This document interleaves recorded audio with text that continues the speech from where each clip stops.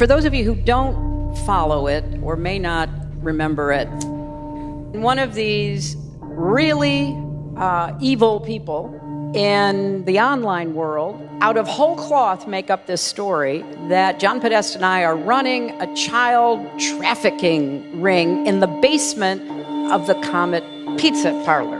By the way, there is no basement. Yeah, there is no basement. But if you migrate that crazy story to Facebook posts, there are people who will believe that, including this very unfortunate young man in North Carolina, believing that he was on a mission because he saw it on Facebook, he saw it in other places online, he saw it in, quote, news outlets, and so he was there on a mission of rescue. People could have gotten killed.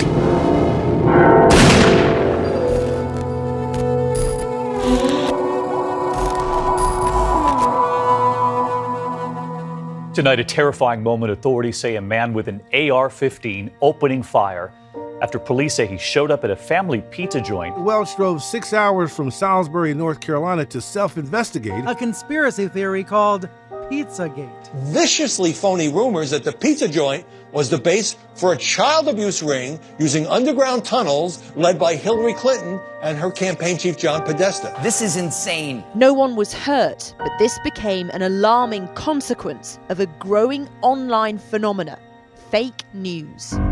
The police say there is no sex trafficking conspiracy, but millions read about it on dozens of websites, including one called Danger and Play. Danger and Play is written by Michael Cernovich. All media is narrative, and we are in a war of narratives. There is a story about me. There is a story that I am just a very mean, awful, nasty troll. Is that the totality of who I am? No. Have I been mean before in the past? Yes. Here's Hillary's handler, and here's Hillary collapsing. That's a narrative about me. I view it more in terms of sort of pro wrestling. Bill Clinton's a rapist! Bill Clinton's a rapist! And if people are going to view you as the heel or the bad guy, you just have to play up into that role. Assault! They're assaulting me! They're attacking me! And that's what I've done, is I've recognized that people were going to misinterpret me, completely twist my words out of context, in many cases fabricate things, and I can either spend all of my day explaining why that isn't true, or I can just embrace that heel role that you would as a pro wrestler. My name is Mike Cernovich, and I'm a journalist, author, and filmmaker. That's amazing. All right, so yeah, I just texted Scott Adams, which is, hey Scott, my latest film is on fake news, and one area we wanted to cover was the role cognitive biases play in fake news, as well as your two movies theory. Would you be in for an interview discussing this? So I think Scott will do it. But that would be what we would want to talk to him about. And he's in the Bay Area, right? Yeah, he's in the Bay Area. I am Scott Adams. I'm the creator of the Dilbert comic strip. I'm a trained hypnotist and have studied persuasion for decades. In persuasion, there's a thing called framing. It's how you think about a situation. People can frame things very differently, and skilled persuaders are especially good at it, so it's something I'm trained to do. Whoever gets there first, it's tough to get that out of your head. So going first makes a big difference. I've started doing a lot of live streaming on Periscope, and when there's a big story, I can be live to the world within minutes. I just pick up my phone and I'm live to the world. And the framing that I put on things, I'm quite aware of the fact that because I'm both persuasive by training and I'm first, that my framing is exceptionally sticky. A lot of what we see as fake news is two movies playing on one screen. So if you took a bunch of the people on the right and a bunch of the people on the left and put them in the same theater and said, watch this movie, and when they left, they would come out with completely different ideas of what they had just watched, even though they'd watched exactly the same thing. The director of controversial documentary The Red Pill is in Australia to promote her film, which has sparked protest. It's really quite an experience to have fake news written about you personally, and it's happened to me a number of times, usually in the form of somebody who's imagining what's in my dark soul, and they imagine I hate something. Almost always, that's completely off base. Until it happens to you, and you see it repeatedly, you can't really understand how powerful the fake news is, how much it changes, real people's lives, and how widespread it is. Oh, fake news. I don't view you as a subject matter expert on fake news. You're a subject matter expert on you. Yes. And what the media has done with you. And I think people who have been printed in the media a lot can start to identify who is fake news because they know their true story more than anyone, right. And they can see who's not telling the truth. When I was 21, I enlisted my mother as my producer and camerawoman, and we hit the road filming and made our first film, Daddy I Do, which looked at women's rights. And that film was really embraced and supported by Planned Parenthood. They funded a Northwestern screening tour of the film and flew us out, and we did a bunch of screenings and had dinner parties, and it was wonderful, and it was really supported in feminist circles. So we had a lot of success, and everyone was saying that that I had a bright future as a filmmaker because of that film. And then my second big feature film was about LGBT rights. And then I made a slew of short films mostly about women's issues. And that was kind of my brand. That was my reputation. And I had a lot of support in that. So Act 1, Cassie J goes to Hollywood. Act 2, everybody loves Cassie. Let's go to Act 3. Okay. A controversial documentary on the men's rights movement has had screenings in Melbourne cancelled after a petition claimed the film was misogynistic propaganda. Misogynist propaganda, anti-women. It is absolutely a propaganda film. It has made up its mind. Her name is Cassie J, and she's made a lot of people very, very angry. You don't really question their views in the film. Did you see the film? About that. Why didn't you ask him about that? I did ask them about that. I mean, aren't generalisations like that dangerous? Because your publicist wouldn't send us the full thing. I sent you the screener link actually to the full film. She doesn't actually do the research. But many of the film's backers are MRAs. About men here. This is just a conversation where we want to talk about men and boys' problems for just 5 minutes. All right, Cassie, we're out of time. We'll have to leave it there, but thank you very much for joining us.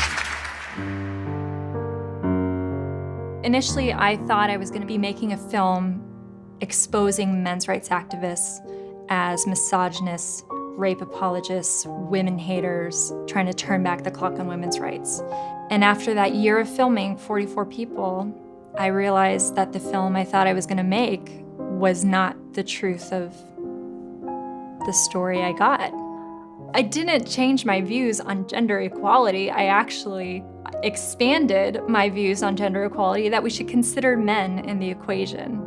But they wanted to make it seem like I was against women's rights. I mean, even some of the interviews I did on Australian news, the lower third where they would say the title of the episode they're doing, one of the titles was "Filmmaker changes her views on gender equality to inference that I'm now against women's rights," which couldn't be further from the truth.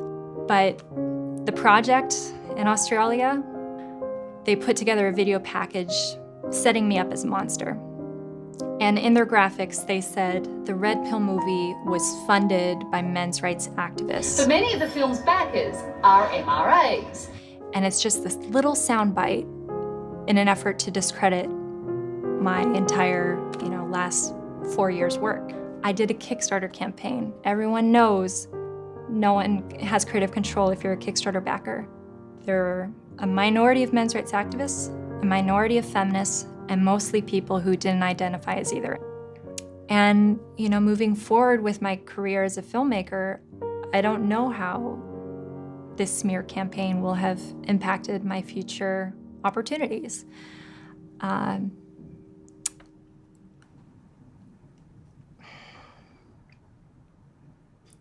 When I started to see the media going after me personally, like on the direct attack, trying to take down my credibility and my reputation, I felt cheated and lied to for my entire previous life before I became this public figure with the smear campaign. I feel like, how can I have trusted anything they've ever said about all these other people who I've seen smeared in the media before, and I believed what the mainstream media said about them. First tonight, our report on the incendiary radio host, Alex Jones. He's known for promoting wild conspiracy theories. Over the years, his YouTube channel has racked up 1.3 billion views. He has millions of listeners and the ear of our current president.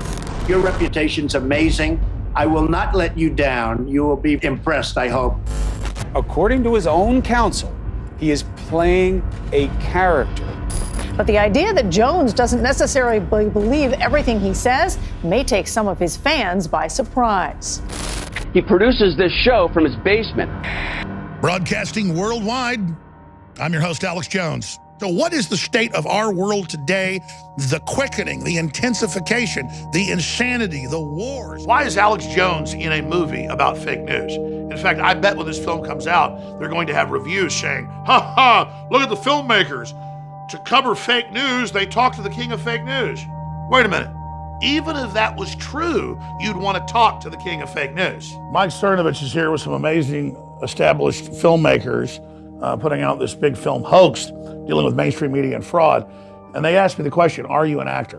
When I engage in satire or acting, it's a joke when I say the things. I'm gonna go say some horrible things on air right now to illustrate how the globalists are sick freaks. It doesn't mean I actually believe the things I'm about to say. This thing's really tight on the eyes. So get ready. This is Alex Jones. This is Alex Jones being an actor. Let's go.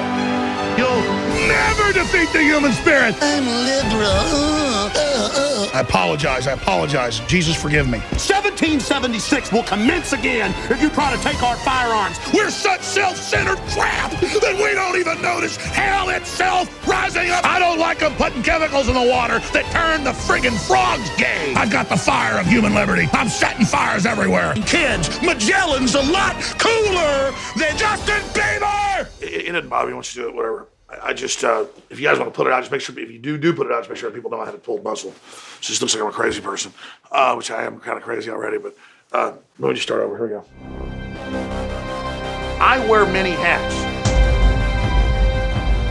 but 99% of the time, I'm a father, I'm a patriot who wants to simply research the facts so we can live in a better world. And that's why since the time I was 21 years old, I've been on air, because I've known there's been a war on for our minds. The victory will be an endorsement of a philosophy. Sir, shouldn't we abolish the CFR? That's the real reality that none of you will talk about, most of you are members. And I'm being drug out. Laugh at it. We need whistleblowers, and we need whistleblowers who aren't afraid of being smeared. Courageous people that are willing to step into the limelight and take the tomatoes being thrown at them.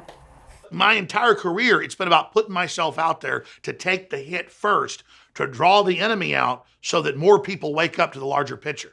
I knew Megyn Kelly was coming here to destroy me. I knew she was coming here to do the ultimate hit piece. And so I understood that I had to basically take her attack on so that I could use it as a way to educate my listeners and viewers on the anatomy of a hit piece. I think why smear campaigns happen to people like me is to send a warning to other people to not go off the reservation and do something like what I did. A warning to don't do that, or we're gonna do to you what we did to her. Because when you're one of the main subjects that's been chosen to be destroyed, because they know that what I promote really does symbolize basic American values, if they can destroy that, they think they can really hurt their real enemy, that's the American people. We got to take this guy out. Why do you got to take me out? Because I'm not part of the permanent political class. You got to take me out because I'm a business executive and I can smell the rotting cadaver of Washington that sits in the basement of the American public and the American community. And I'm ready to help the American people remove the cadaver from the basement. You see, the way I was getting hit One of my buddies said to me, "You're getting hit like that because you can articulate the president's strategy." I'm on BBC News Watch, and I'm being interviewed by Emily, and it's a live presentation. I've got the White House behind me, and we're talking. It's over. I shake her hand. I'm walking to my office in the West Wing. My cell phone's ringing. I pick up the cell phone. I'm not going to tell you who it was, but it was a person in Republican opposition research for 30 years. They said, "Ant, you're in a lot of trouble. You had great verbal dexterity on BBC News Watch," and they're now saying, "My God, this guy might be able to have tea with the Queen." And I've gotten 4 or 5 calls on you since you finished that interview saying, "What do you got on this guy?" They got to find something on me.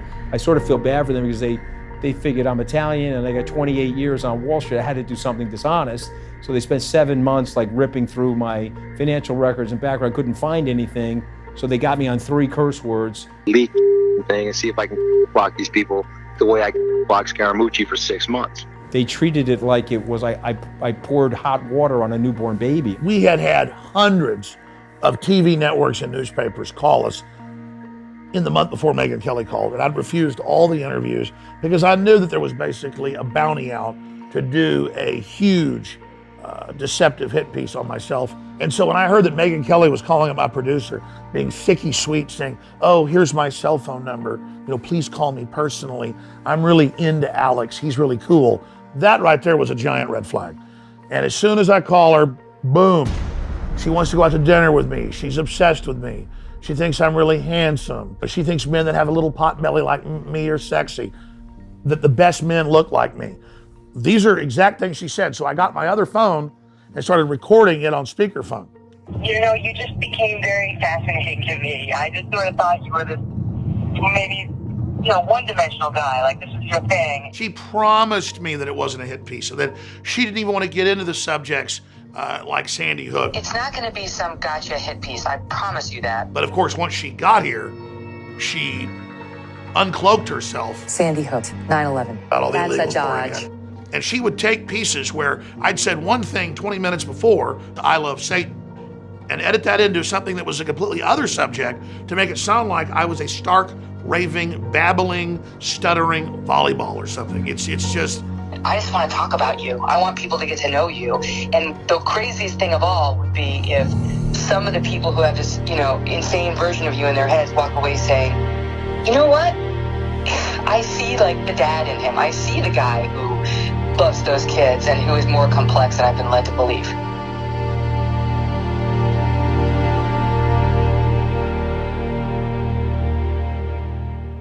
So the media, and especially the fake news, can ruin lives fairly easily.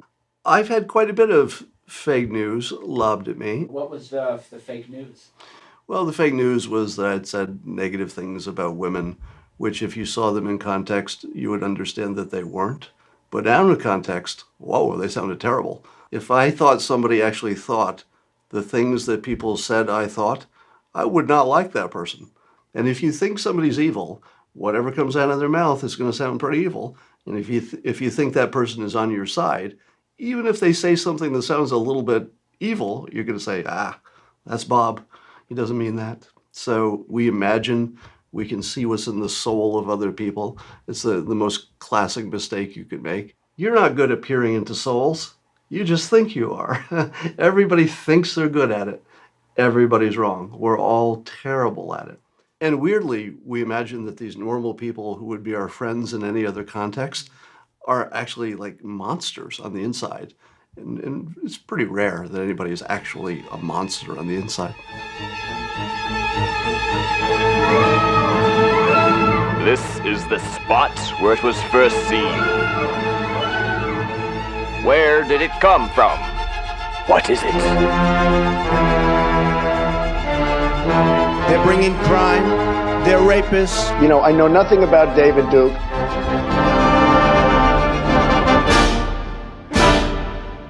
It's end of the world every day. 24-hour Trump horror fest. He tweeted again, civilization is collapsing. Never in the history of the United States a monster of such horrifying hatred of man. They claim that they can hear dog whistles, secret messages embedded in the text. They have a special power for hearing what you said without you actually saying it. We can disagree with some or several of Trump's policies. I'm not here to talk about politics. I'm talking about what he said and how it compares to what the media literally portrayed him as saying. When Donald Trump kicked off his presidential campaign at Trump Tower, he goes down the escalator and he gives a speech in which he says, all Mexicans are rapists. This isn't just a general impression. I mean, this is something that was said repeatedly on CNN, Time Magazine, CBS, Washington Post, Politico, Huffington Post. Repeatedly, time and again, we find them literally saying that Donald Trump said Mexican immigrants are rapists. A horrifyingly disturbing and grotesque thing to say. If Donald Trump said that, then absolutely he should drop out. The fact, of course, is that's not quite what he says. What he says is, when Mexico sends people, they're not sending their best. They're sending people that have lots of problems. They're bringing drugs, they're bringing crime, they're rapists. And some, I assume, are good people. And what he did say, you know, was graceless. It was inappropriate. But gosh, it wasn't. He didn't say that all Mexicans are rapists. That's just not what he said. He's complaining that somehow he thinks the Mexican government is sending people that have lots of problems. But the media fixated on 2 or 3 words, they're rapists, and decided that the noun there must be the worst possible interpretation, meaning all Mexicans. Every single Mexican, children, nuns, old people, all of them are rapists. And what a shame that Donald Trump said that. And he explained himself repeatedly. He went around praising Mexicans in multiple states again and again, saying they're good people, they're wonderful people. I want them to come in legally. The media never cared. What they cared about was this cartoon to not echo a stereotype, create a stereotype that I had never even heard of, that all Mexicans are rapists. What's stunning about these stories, these memes, is that even despite their being so incoherent, the media is able to just keep them going endlessly by systematically neglecting every shred of evidence against the story and reading between the lines with everything that seems a little off color. So here's another meme. During the campaign, Donald Trump called for the creation of a national database, a registry that would track all Muslims in America. Every Muslim American would have to be registered in this thing, carry a special ID, perhaps wear a badge. This was echoed in countless many media. It's totally false. It just didn't happen. The proposal wasn't created by Donald Trump. It was made by a Yahoo reporter. Do you think we might need to register Muslims in some type of database or note their religion on their ID? This is Hunter Walker, Yahoo News, asking this to Trump. And what did Trump do? He didn't answer the question directly. You know, he's just interested in sticking to his message and saying the things he wants to say. It's known as the artful dodge. I mean, this is something politicians have been doing for decades. Well, we're going to have to look at a lot of things very closely. We're going to have to look at the mosques. We're going to have to look very, very carefully. He said, look, he said carefully. Now, when Walker reports this, what he says that Trump says, he says he wouldn't rule it out. Then it becomes he calls for the creation of a national database. And this expression shows up on CNN. It shows up on the cover of New York Times.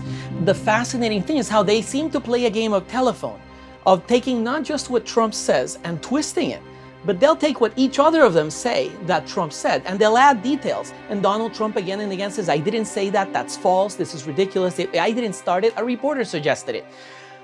Did they apologize? Did they at any point say, you know what, we want to go back over some of these stories we said, whether they're about, you know, religion or Mexicans, or, you know, let's do a tally of how many of these things we kind of twisted out of proportion. No, they're more interested in people tripping up on words rather than events. All kinds of things happen in the world. Alarming, important, urgent things. People die, people are dying. Serious things are happening, and instead, the sad state of the media is, what are they obsessed with? What is their number one concern? It's Twitter.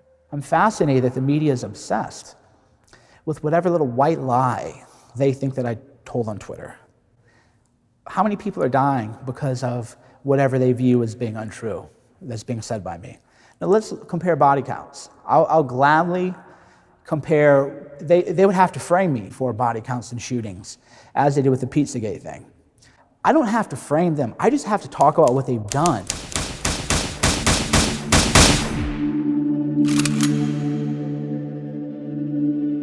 I measure things in terms of head count. The biggest head count for fake news is communism as a whole. Reasonable estimates are close to 100 million dead just in the 20th century from communism alone. There are a brutal number of fake news stories covering up the hideous nature of communism, and given that the facts are so easily available, given that the data is so easily available, I really do more than question. I have nothing but bottomless contempt for the people who cover this stuff up, because they are aiding and abetting some of the greatest genocides in human history. And we know that Walter Duranty of the New York Times, he got a Pulitzer for his reporting on the Potemkin villages under Stalin, when he was toured around and, oh, look at these fat, happy workers, and they were just taken out of the gulags, stuffed full of chicken, and thrown in front of his eyeballs. Didn't Duranty cover up the Ukrainian famine? The Holodomor, one of the unbelievable, brutal, and overlooked genocides in many ways. So this is typically the way that it works. In a free market, resources tend to accrue to the people who are the most competent. And that's better for everyone, because you want to have enough to eat. So you want the land to end up under the control of the most productive people. But the communists come along and say, okay, you're working for this guy, not because he's smarter or works harder or takes more risks or studies more, but because he's exploited you, he has stolen from you, and we're going to get back what is yours, we're going to get back that land, we're going to split it up among you. So what they did was they went into the Ukraine, which was formerly called the breadbasket of Europe. The soil is so rich. I mean, it's just astonishing. And what they did was they took the land from the most productive people, called the bourgeois, the kulaks, the most productive farmers, and then they shot or imprisoned or drove off those farmers. The starvation that resulted, I mean, unbelievably horrifying stuff.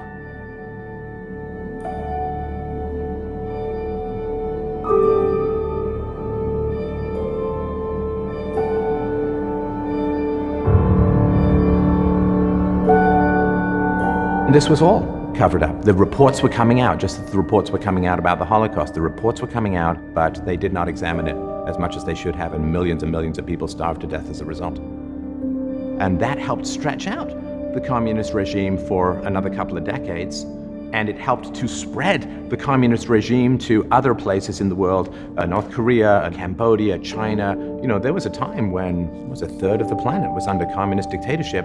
That had a lot to do with the intellectuals who came across and spewed the propaganda that they were fed. And they were happy to do it because they wanted to save the system, not deal with the facts.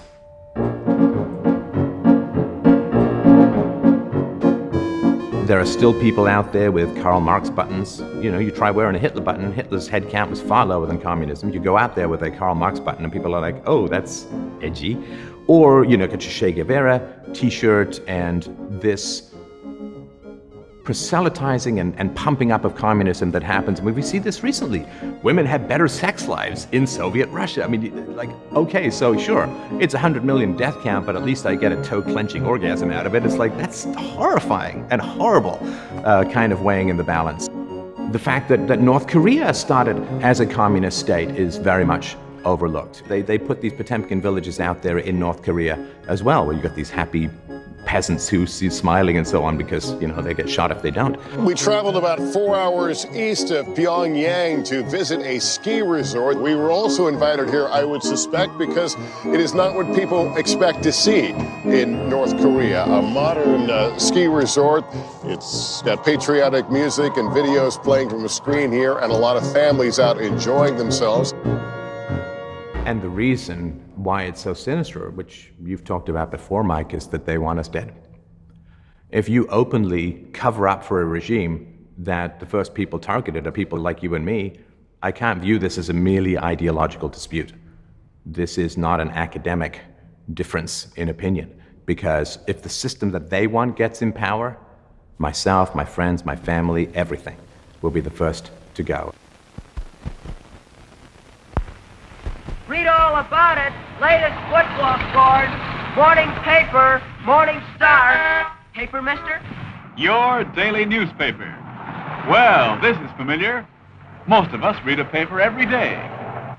The golden age of American journalism in the 50s is sort of a myth. Perpetuated by Hollywood and maybe journalists themselves. But it was golden in some ways. There were hard-hitting reporters out investigating, trying to break big stories, and that image of a disheveled reporter who wants to get the story no matter what, in some way is representative of reality. They did publish hard-hitting stories. And print was king because TV was just baby stages. And there was a norm of objectivity then. Editorial stayed on the editorial pages very much. And the news tended to be very balanced and very fact-driven. The editorial writer must be able to write on many subjects. But instead of merely reporting news, he analyzes it and explains its meaning, often expressing his personal opinions. He must reason accurately and fairly, and write in an interesting manner. There was also a different culture of the time, which was that objective truth does exist, and that there are consequences for lying and doing this in the afterlife. Journalists, whether they were practicing Christians or not, brought in this American ethic, which included God, absolute truth, also this idea that yes, there are objective facts that we can find and report. To be successful today, a newspaper must contain all the elements of the best journalism to fill the needs of modern newspaper readers. But beyond that, it must inspire complete confidence in its integrity. One of the key bits of information is a study that I did that fits right into the golden age of journalism that looks at American newspaper editorials from 1958 to 1970. And so starting in 58, I found that all of these papers leaned a little bit to the right. Surprise. But between 58 and 70, there was a dramatic shift to the left, much more so. And I mean, it is almost a straight line and showed no signs of changing. And informally, I looked at some contemporary editorials the same way from some of those major papers and found them up there. And so we see this shift during that time in the 60s to much more liberal orientation. Additionally, the way the editorials were crafted changed, which I think reflects a change in the news culture and the culture of the country. In the late 50s, we found even if they leaned one way or supported one policy, they still offered a healthy clash of those issues. And so you kind of got both sides, and you had room to disagree. As we progress further to 1970, that stops, and it becomes more polemic and less an argument. I think one of the main considerations for that change was the Cultural Revolution. We start to see a new generation coming into power. We now have the creation of a liberal environment. And let's not forget some of the formative documents that came out of Students for Democratic Society in the early 60s. And they quite clearly stated that student progressives needed to move into the major institutions of this country to affect change. We're going to be on the streets and in every institution in this country from now on. The media, the news media, was one of those institutions that was targeted. We're going to replace capitalism with socialism. There was also some dissatisfaction with the federal government in terms of its forthrightness with what was going on in Vietnam.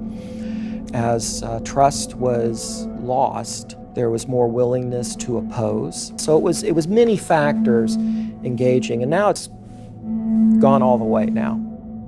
For we are opposed around the world by a monolithic and ruthless conspiracy that relies primarily on covert means for expanding its sphere of influence. we have been compelled to create a permanent armaments industry of vast proportions. It is a system which has conscripted vast human and material resources into the building of a tightly knit, highly efficient machine that combines military, diplomatic, intelligence, economic, scientific, and political operations. We must guard against the acquisition of unwarranted influence, whether sought or unsought, by the military-industrial complex. Its preparations are concealed, not published. Its mistakes are buried, not headlined. Its dissenters are silenced, not praised. Only an alert and knowledgeable citizen can compel the proper meshing of the huge industrial and military machinery of defense with our peaceful methods and goals. And so it is to the printing press, to the recorder of man's deeds, that we look for strength and assistance, confident that with your help, man will be what he was born to be, free and independent.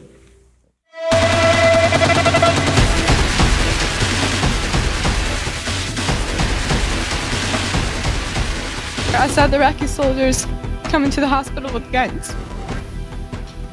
They took the babies out of the incubators.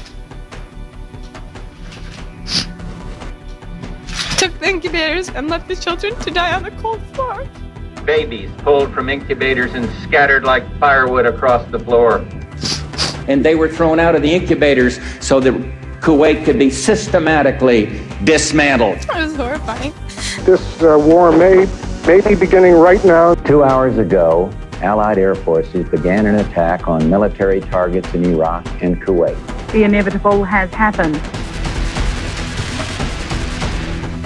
A woman testified before Congress that Iraqi soldiers had gone into the nursery of a Kuwaiti hospital and they were taking babies and lifting them out of the incubators and throwing them onto the ground, smashing them.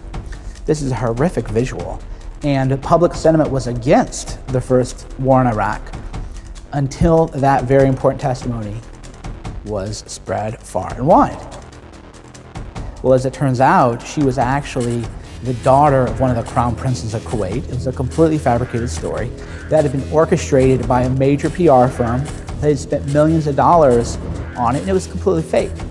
But the media would incredulously spread that. They give amplification to a message that they like. And then if that message turns out to be false, they say, well, all we do is report the news. No, you chose to report that, though. You chose to amplify that. You chose to splice that clip and air it nonstop. Fool me once. Shame on you. Every statement I make today is backed up by sources, solid sources. You fool me, we can't get fooled again. So the second war in Iraq was also based on a lie promulgated by the New York Times. Iraq has made several attempts to buy high-strength aluminum tubes used to enrich uranium for a nuclear weapon. The kinds of tubes that are necessary to build a centrifuge. First of all, the New York Times was not alone. Almost every paper in the country was reporting this, and network. There was a consensus. I think what I did wrong was I wasn't permitted by my paper to go back and look at those stories when we had more information. One person might say, Cernovich, you're wrong. All the media did was report on information given to them by the government. And I would say, well, that's fascinating. You must think that I don't have a very good memory, because when I read Twitter today, and I read the paper today, they say you can't trust Trump. He's such a liar. You can't trust the government. Our job as journalists is to fight against the government. I see that every day. But if there's a war, we just accept everything is true. And it is our duty as loyal Americans to shut up once the fighting begins. We entered the 50th anniversary of the Vietnam War. My fellow Americans. The Gulf of Tonkin incident was the basis for the war in Vietnam, which cost between 50 and 75,000 American lives. Many people's lives were ruined, mental illnesses, PTSD. Well, that was another lie. So let's look at it. We got 3 big wars in America. You see a lot of lies. So where is the soul searching by these large mainstream outlets? I would like to see that. If you look at the mainstream media, they are in lockstep with either the Pentagon or the State Department or officials that clearly do have an agenda. It's a self-sustaining relationship. Any empire, any corporation, any person knows that the only thing that could ever take them down is the truth. Do you have any people being paid by the CIA who are contributing to a major circulation American journal? We do have people who submit pieces to two American journals. Fake corporate news media is nothing new. It's just more finance today, a lot bigger, a lot slicker. Back in the 40s, 50s, 60s, 70s, and 80s, there was Project Mockingbird that Senator Frank Church's committee exposed, where the CIA and other agencies had key people throughout positions in the mainstream media to put out fake news or to kill stories when they needed it done. They infiltrated high-ranking media organizations all around the United States and were working not only with them, but reporting as if they were neutral journalists when they were pushing an agenda. Planted stories intended to serve a national purpose abroad came home and were circulated here and believed here. Operation Mockingbird should make everyone think twice about the news and information and where it comes from and how it could be weaponized against you, which I think is happening right now at a very severe level. And now we have Jeff Bezos, one of the richest men in the world, close to $100 billion in wealth with his oligopoly Amazon, getting $600 million contract from the CIA to house their servers while he uses the Washington Post that he owns as a warfare machine against President Trump and the American people. I was supported by the Central Intelligence Agency, by the CIA. This one great German journalist came out and said, yeah, the CIA wrote headlines for me. They told me what to say. There's many countries where this happens, where you find people to claim they are respected journalists, but if you look behind them, you'll find they are puppets on a string of the Central Intelligence Agency. Obama signed a Ministry of Truth into action before he left to use U.S. intelligence agencies against the American people. Now, critics argue the act allows the U.S. government to censor some news as propaganda and push a government agenda, in other words, government propaganda, on the U.S. citizens, usually by way of labeling inconvenient stories as fake news. Propaganda is now legal. Yes, legal, not illegal. It used to be illegal, according to a 1948 law, Smith-Month Act, something like that. Because 3 years ago, wrapped inside the 2013 NDAA, was an amendment that removed the ban on the U.S. government creating propaganda and then showing it to U.S. citizens.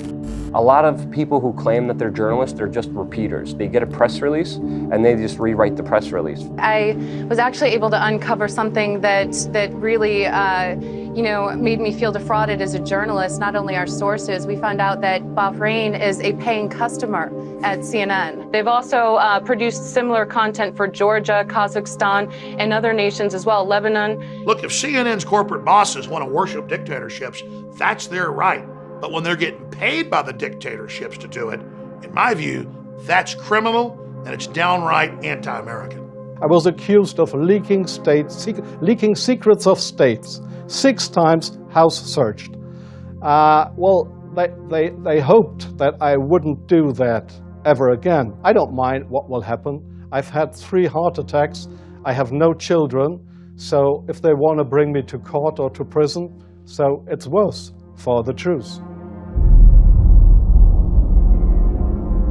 The truth won't die. Decades ago, it used to be the case that news divisions did their investigative reporting operating at a loss. They did so in the public interest.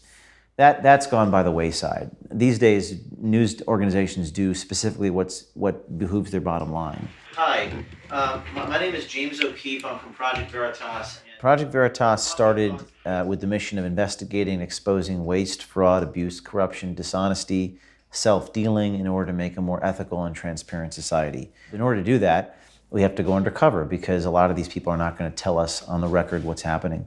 One story has monopolized President Trump's time in office like no other, especially on CNN. Russia. In fact, since the inauguration, CNN has mentioned Russia on their air nearly 16,000 times. So we sent our undercover reporters inside CNN to understand why. Then why is CNN constantly like, Russia this, Russia that? Because it's ratings. If it's all just because of ratings, if it's all just for money, if his own staff, more than one person, thinks that it's BS. The Russia thing is just a big nothing burger. Really? It's mostly bullshit right now. Like, we don't have any big giant proof. And they're doing it in order to make money only?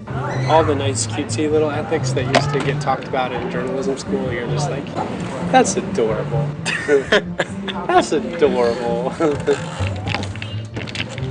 Yeah, this is business. That's something the American people need to see. I'm not making a value judgment about it, but that's information that people need to see. And that's the heart of the matter is journalism is about exposing things for what they really are. And there's a lot of powerful interests that do not want things exposed for how they actually are. People go in the media, journalists, or would-be journalists would say, Cernovich, you just want clicks. All you care about is page views. These are the people who live and die by ratings. These are the people who, the minute the show's over, they're waiting for the ratings to be uploaded. If there's a way to start a war and get America involved in another major massive war, all the media companies stand to make a lot of money. Nobody talks about that. For example, when there was a major terrorist attack in France, the images of dead babies were blurred, and we were told by the media, never show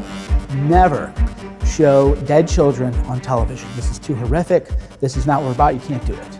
This is what we're told, right? But then suddenly we have a story about Assad gassing his own people, and a lot of people want war in Syria. Well, not only do they accept the conclusion that Assad gassed his own people without any real evidence, but now they post images of dead babies on television and in the newspapers and post those pictures. Tonight I ordered a targeted military strike. The president again citing the disturbing video of Tuesday's horrific chemical attack as a major influence on his decision.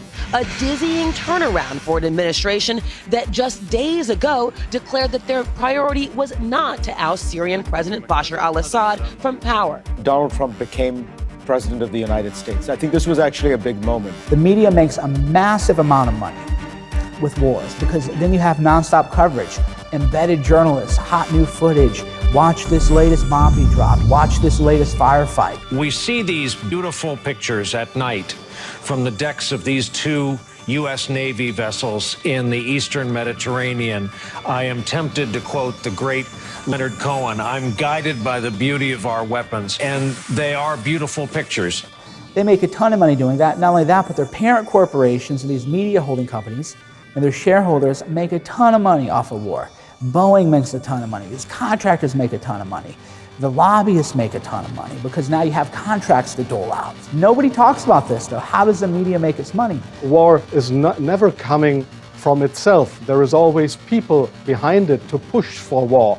And this is not only politicians, this is journalists too. Because you know there's a lot of jobs at stake. Certainly if a lot of these defense contractors stop selling warplanes, other sophisticated equipment, there's going to be a significant loss of jobs. So what they're doing is completely dishonest.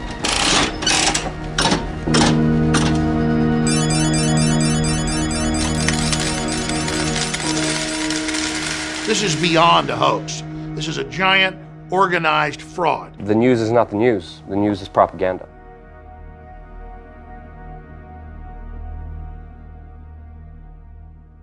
Nothing has captured this crisis like the picture that we began with last night. His family says his name was Alan and that he and his brother and his mother drowned trying to reach Greece by boat. All photographs are rhetoric. All photographs are accurate. None of them are the truth. Let's face it, we don't see the world in a still frame. We don't see the world in black and white. We don't see the world frozen. All photographs are kind of self-portraits. They're really a reflection of the photographer and the editor There's a lot of journalists who get angry when I say that. And tonight we're going to spend the program looking at the power of that image, which has shocked the world, shaken politicians, and transformed the debate about refugees fleeing from war. If you're listening to a song, you have to listen to the song. You have to at least get to the hook before you decide that you think it's a good song. Still images don't work that way. Still images happen immediately. I just can't look at that without being so upset. Like, it just makes me think how lucky I am that I live in Australia, that my children live in Australia. That's what it is. Yeah. The most persuasive thing is visual. Our visual sense overpowers everything else. So what they choose to show as an image is the message, no matter what the words on the screen say. What you remember is what you saw. The salaciousness or the shock value of images can be used in order to kind of manipulate people's behavior. Dead children are normally taboo, especially on the front page. But next morning, almost every UK newspaper broke the rule and ran an image on the front cover. And if you compare that to the bodies in Europe from terrorist attacks, some of which committed by these migrants or their descendants, those bodies you can't see. Showing those bodies can get you censored on social media. People still have fears that migrants might have an ISIS member lurking among them, which there has been no credible example of. News broke that one of the attackers may have posed as a refugee and entered Europe through Greece with a fake Syrian passport. Knowing that you're not seeing those photographs should be a tip, right? It should be a clue.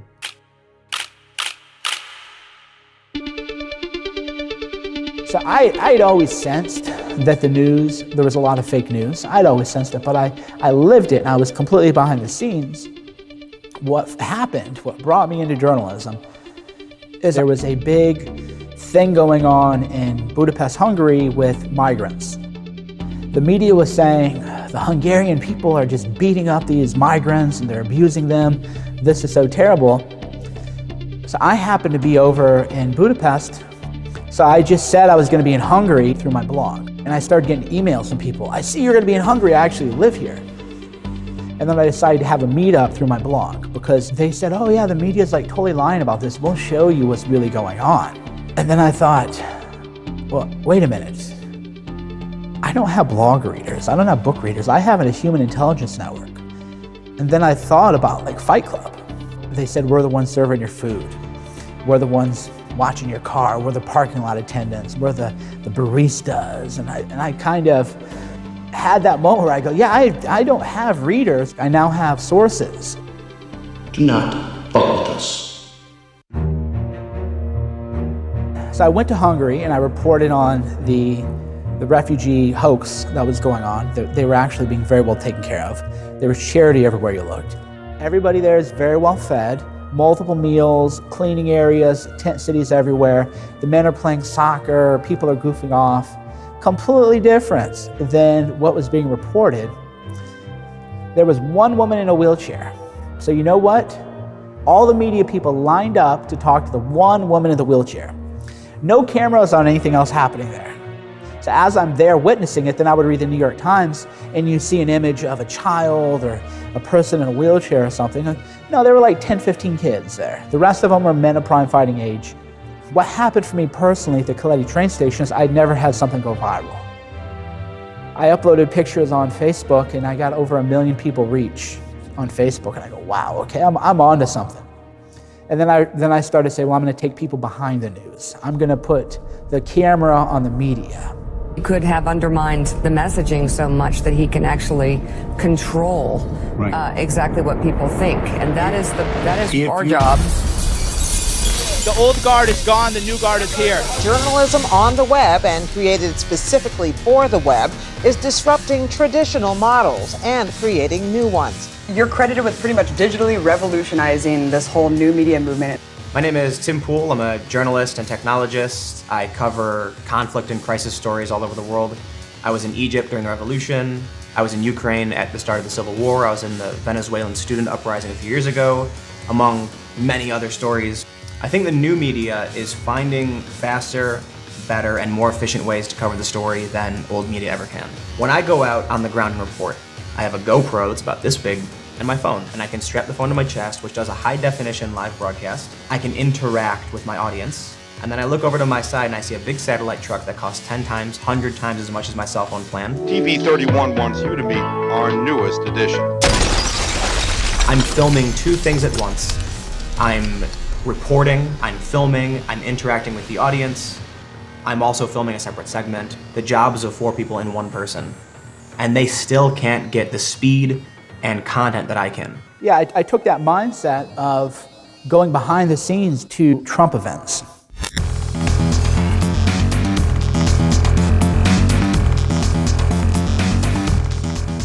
Not to the rallies, which I found quite boring, but to what was happening outside, and it was carnage.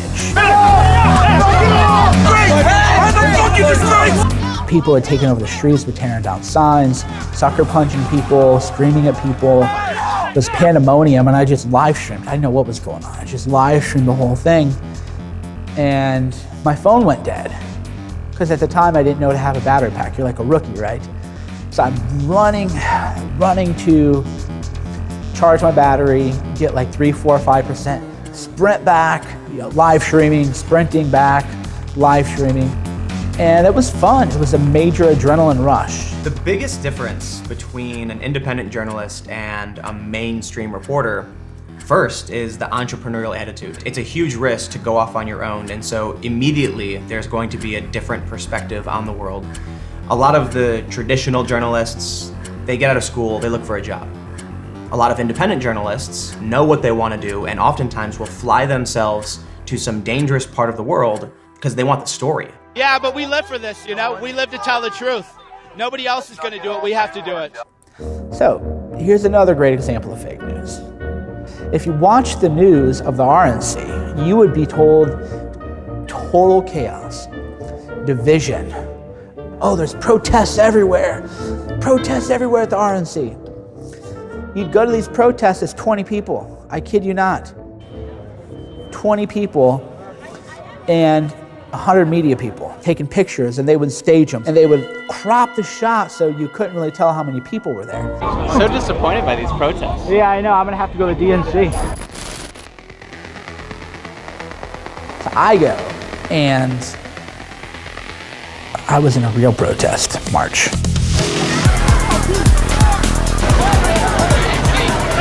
Burn that fucking white capitalist shit the fuck down. Oh shit! Oh shit! Don't fire! She's on fire! If you turn on the news, you're not seeing this. Day one of the DNC, I'm out there periscoping, live streaming videos. There are 5,000 people at least at FDR Park across from the DNC. All right, 360. Right? That's everywhere, okay? Everywhere. You know how many mainstream journalists I saw there? 0. There's not even one journalist here, except for me. They're all on Twitter, talking about the future of the Democratic Party and the future of the election. They're unbelievably lazy. Being a right-winger in New York City, I'm drowned in the opposition. And you learn to enjoy conflict, you learn to enjoy arguing, and I think it makes you a more complete person. And we wonder why the media has become... These people don't leave their desks, and this is true of the right and the left. They'll sit there and they'll Google and they'll talk about a backlash, and you'll go check the evidence of this backlash and you realize it's just tweets. There's no more Watergate from the beat reporter talking to people on the street because he just uses Google. These kids now are turning to themselves for information. They're their own journalists. And that's what's so exciting about this time is someone like James O'Keefe can come along with an undercover camera and totally blow up the New York Times, fake voting, all of this stuff by going out there and just doing it themselves. So the biggest rub on me is that I'm not a journalist. That's what they will say. James O'Keefe is not a journalist.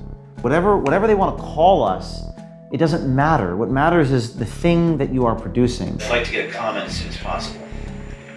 Oh, okay. Can I have the name? James O'Keefe. Okay.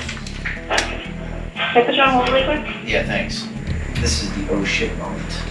Journalism is not just an identity, it's an activity. It is what you do, and you judge people based on what they produce. Basically, everyone is a journalist. But here you have actual grassroots activism, and there's no media. So you go to the DNC, you see this massive protest, real protest, not like this bullshit, the RNC, which the media hyped up. Real protesters, and they're Democrats, and they're being kept out by this big cage. It's like we're the criminals, but not her. And they're all talking about how they hate Hillary, they're not going to vote for her, they're not going to do anything for Hillary Clinton because they thought the primary was rigged. And there's no mainstream coverage of this at all. They're chanting WikiLeaks. What do you think about the WikiLeaks? Okay. Yeah, that's the last straw. That is the proof of what we've all expected that they've been doing. WikiLeaks released thousands of emails from the DNC appearing to show favoritism towards Hillary Clinton. CNN can't verify the authenticity of those emails, but they suggest that Bernie Sanders may have been right.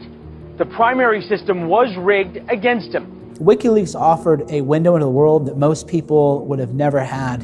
And that's the real reason the media lied about WikiLeaks. When Chris Cuomo said on CNN, it's illegal to possess these stolen documents. It's different for the media. So everything you learn about this, you're learning from us. It's different for the media. It's different for the media. WikiLeaks showed, though, the extent of the collusion. There were, I believe, 52 reporters who had various off-the-record, very homey dinners with John Podesta. So they're all great friends.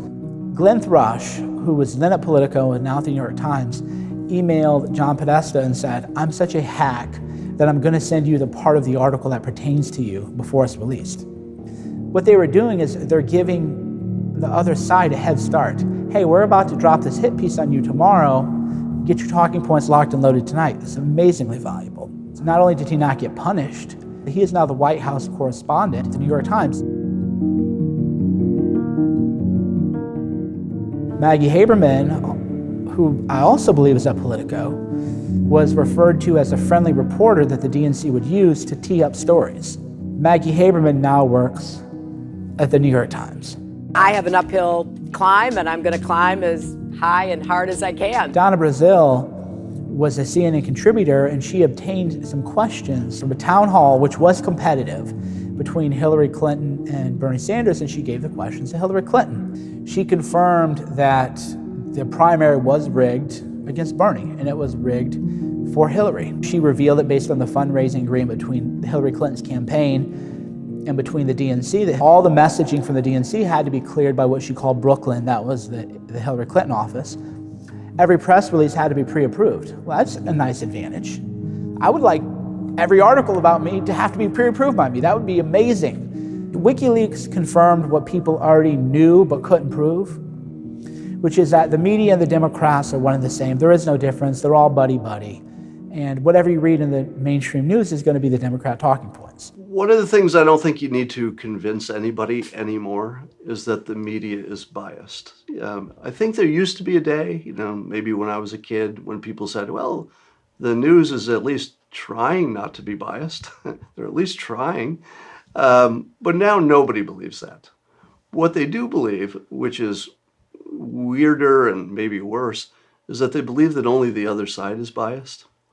And that's a tough one to crack. A lot of people will look at me and they'll say, Lauren, you've obviously got a bias. Yeah, everyone has a bias. I'm just honest about it. I will tell you, yeah, I'm coming from a right-wing point of view. That's my feelings inside. I am right-wing. So I'm going to explain that to you and tell you to go look and read other journalism as well. It doesn't matter if you are one political side or the other. It matters, are you going to tell the truth about what happened? And so with a lot of these journalists, they're more interested in winning. They're more interested in the political agenda. They're more interested in fitting in than being honest. If I was the CEO of the New York Times, I would bring all my reporters in the room and say, here's the deal. If you have an opinion and it gets injected into your article, then state that to the public. The issue with the mainstream media is they tell you, I'm neutral. I'm coming from a position that's totally impartial. President Obama is the most noble man who has ever lived in the White House. The Manchurian candidate couldn't destroy us faster than Barack Obama. It's illegal to possess these stolen documents. The most trusted name in news. It's ridiculous. You have media that's literally colluding during the debates that are leaking questions and still pretending to be impartial media. Everyone has a bias. It's just some people are going to be honest about it and some people aren't. And new media, independent media, are honest about it. What I learned at the DNC, not only about the media being fake and how they would construct a fake narrative in real time, But I did see how the Democrats and the media were covering up the whole Bernie Sanders thing. And I said, there's no way in the world Hillary Clinton's going to win. So people, of course, call me all year, you're an idiot, you're a conspiracy theorist, you don't know anything, you're not an expert, blah. And I was like, well, that's because you're watching the news.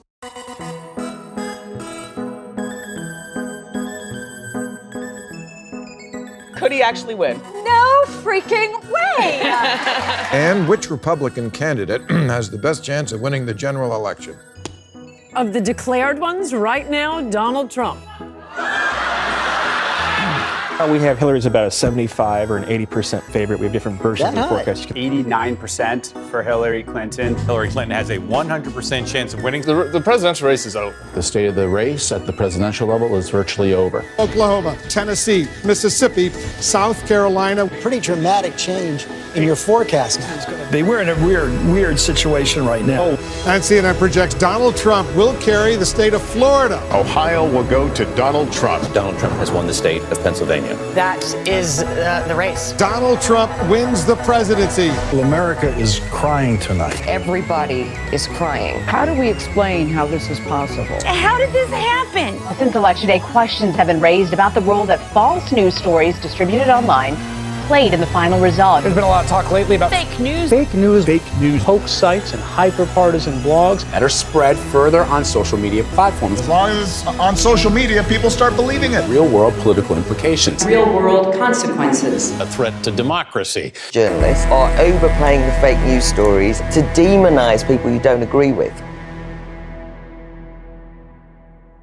In this last election, the nation was assaulted by imposters masquerading as reporters. Michael Cernovich, a Southern California lawyer, has become a magnet for readers with a taste for stories with no basis in fact.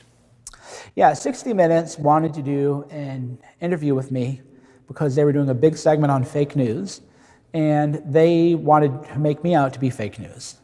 It was a complete setup. God bless them. Cernovich's website is just one of hundreds publishing nonsense on the right and on the left. So intelligent people who are familiar with my body of work understand what I do and why I do it. And it's very meta. The first thing that Machiavelli would tell a prince to do would be to write a book denouncing the prince. And so I think it's interesting, to have someone like Mike doing a documentary about fake news, because it's owning a term that has been directed at him and people like him. These news stories are fakes. They're definitely not fake. They're lies. They're not lie at all. One of the reasons that someone like Mike, I think, aggravates journalists so much is that he's sort of like a carnival mirror. Hillary Clinton has Parkinson's disease, physician confirms. You don't think that's misleading? No. He's projecting back at them what they do and almost all but to an absurd and almost offensive level. Hillary is a zombie. What do you guys think? You want to do a hashtag? What do you think of zombie Hillary? So what I am doing is I am being a funhouse mirror, where you think that we're the monsters, but really all we're doing is changing the wording on things that you'd actually said. Hillary, all I know is that she is sick. This is a very sick man. He is truly very sick. This is why we need Hillary's medical records. How recently has he had a colonoscopy or other cancer tests? John McCain's health was a big issue. The media was all covering it. Is John McCain healthy? Everybody's been talking about Donald Trump's health. Is this president of sound mind? Whether it's a personality disorder, a borderline personality, he's not in control of himself. Some people have said he had mental health problems. The New Republic said Donald Trump had syphilis. The dangerous case of Donald Trump. 27 psychiatrists and mental health experts assess a president. So if you're a bunch of psychologists and you want to write a book about a patient you've never seen, the media will cover it and you'll be a bestseller. The book includes and validates some of the general news media's speculation about Donald Trump's mental capacity. With Hillary's health, I had a doctor who had never seen her, and they remind me of that. Well, he never treated her. That story was sourced to an anesthesiologist who never met Clinton. What is your take of all the doctors and clinicians all across the country who have said that in this president they see symptoms of this, that, and the other? The duty to warn outweighs that the consideration that would normally apply, which is I'm not going to offer a public diagnosis of a person I have not met. But when it's a Democrat, there's now a new higher evidentiary standard, and we can't just talk about speculation and gossip. The conspiracy du jour, Hillary Clinton is harboring a secret medical condition. The President of the United States genuinely appears to be losing his grip on reality. And that would be the funhouse aspect, is get real. They did it to McCain, they did it to Trump, we did it to Hillary, they're just gonna have to get over that. It's the exact same playbook that these other journalists are doing, and I think that sort of mimicry is very upsetting. Which ties into the Scott Adams theory on two movies. If you're Scott Pelley, you're watching a movie where anybody who claims that Hillary Clinton had Parkinson's is a complete and total conspiracy theorist. If you're anybody else in America, you're watching a movie where you see a very sick person having coughing fits, having so-called allergies, falling down multiple times, and then having a major seizure on 9/11, and you're thinking, they're calling Cernovich out for the Hillary's health thing? She had a seizure and froze up walking into her motorcade. Well, she had pneumonia. I mean, how do you know? Who told you that? Well, the campaign told us that. Why would you trust a campaign? The point is, the camera didn't show that, but he actually dropped his glasses. He was so freaked out because they're not used to somebody coming after them. The whole power dynamic of I'm the media and I'm Scott Pelley and I'm 60 Minutes and we're just gonna interrogate you and you're gonna give us what you want, that doesn't even enter my mind. I'm thinking, how is this gonna look when I edit that clip and make memes and make viral videos? Disingenuous sort of online posturing. It might feel harmless. This might feel no different than creating, lolcat memes. But these memes have real consequences in the real world for real people. This idea of fake news is sort of a misnomer because fake news creates real opinions, which creates real actions. And then we live with the real consequences of that, right? No amount of reporting makes Pizzagate real, but the bullet that goes through that pizza shop is very real and could have killed someone. Pizzagate actually comes from the WikiLeaks release of hacked emails from Clinton campaign chairman John Podesta. And it was from those emails that the claims that John Podesta may be part of a child sex trafficking ring come from. Whenever the media talks about Pizzagate, don't just look at what they bring up, look at what they don't bring up. The Pizzagate, as it's now called, conspiracy theory, actually originated in a Podesta email that's quite weird and to this day is perplexing, where somebody told John Podesta, he left a handkerchief on the counter. There's a map on there, something pizza related. Who cares a handkerchief? Throw a handkerchief away. You're gonna FedEx somebody a handkerchief that's so bizarre. And then who writes a map on a handkerchief? And then the map is something pizza related? That's bizarre. That's code word for something. Could be codes for drugs. I don't know, but nobody in the media ever said, hey dude, why would you have a handkerchief with a map on it that's pizza related, and why would anybody think it's important enough to send to you? Users of the anonymous online message board 4chan, known for rogue political discussion, suggested without any proof whatsoever that the word pizza was code for child sex trafficking at the restaurant. The conspiracy theory quickly spread to Reddit and YouTube, feeding fake online news stories, then jumping to Facebook and Twitter. People on 4chan and 8chan, they just post and they say, guys, like, look at this, what the hell is this? And then they just start connecting the dots, and it's all public record. It's all out there in the public domain, and all they're doing is connecting the dots that the media, wouldn't touch.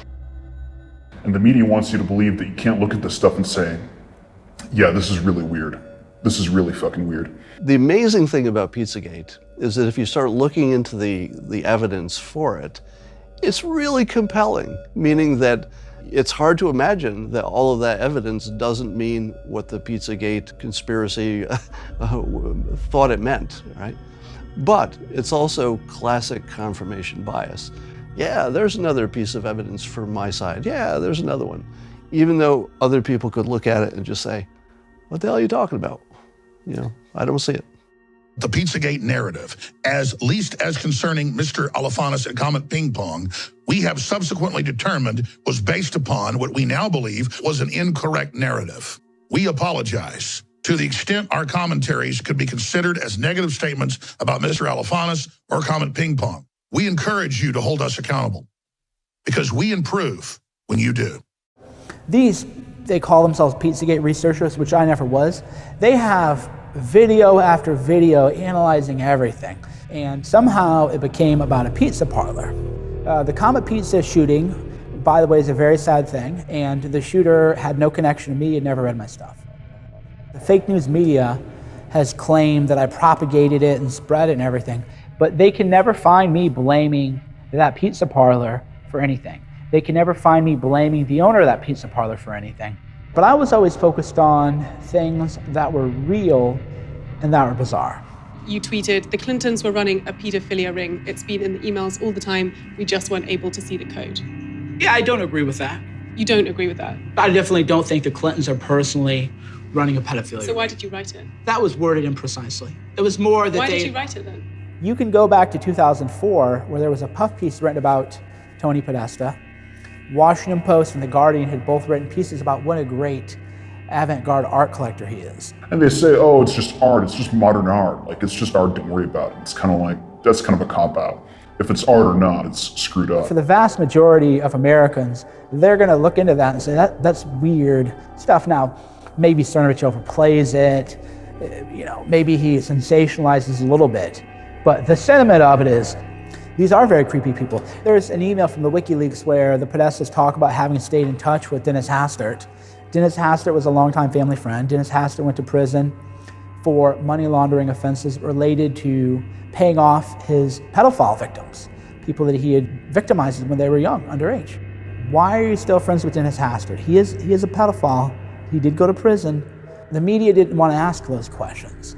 And in a way, that's probably why Pizzagate probably got out of control, because the media actually refused to ask the questions. The shooting incident shows how a fake news story can lead to a real life-threatening situation. Devastating consequences. Real-world consequences. It seemed to me as if the media had been given its marching orders. Fake news, they insisted, was an imminent threat to American democracy. A threat to democracy. The dangers to democracy are obvious. Who invented the phrase fake news in its modern context? Who wanted to control the information we were receiving on the internet and on the news, and why? Fake news is a phrase I had never, ever, ever heard in my life, and I don't think any American had heard in their lives until a month after the election.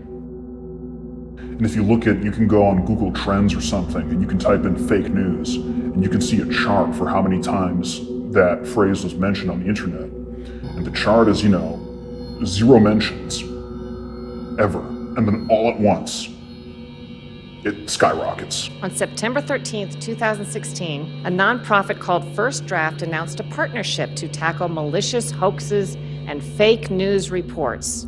If you follow the money, you often get a lot of answers to questions. So I want to know who is behind the funding for that nonprofit First Draft and its anti-fake news campaign. It turns out the funding came from Google. Google's parent company Alphabet was headed at the time by a man named Eric Schmidt, who happens to have devoted himself to Hillary Clinton's election campaign, offered himself up as a strategist to her campaign, and is listed as her #1 campaign donor through his company Alphabet. So his company funded this nonprofit First Draft around the start of the election cycle. Like, why is that the case? Because Google is a search engine. It's a tech company. What's Google doing palling around with Hillary Clinton and the State Department and the government and all these deep state people? Was the whole anti-fake news campaign an attempt to shape our views and limit our access to certain information by labeling selected websites and stories as fake and controversializing them? And it's totally a psyop. It's totally a psyop. As soon as the fake news meme, got going, Facebook started labeling certain news stories from alternative media outlets fake news. And so, if they can't ban the First Amendment straight out right away, they go for plan B, which is to discredit anybody that isn't themselves and to get them banned semi-legally with stuff like Facebook, which is basically a monopoly at this point. There are no real competitors to Facebook in this country, or Twitter, or Google. If you get kicked off these big Silicon Valley platforms, you're basically fucked. Facebook and other social media sites are being criticized for not doing enough to stop bogus stories. This week, social media giants Facebook and Google said they will go after hoax websites by restricting ad revenue. Almost 100% of our videos are demonetized as a punishment for what we are politically doing.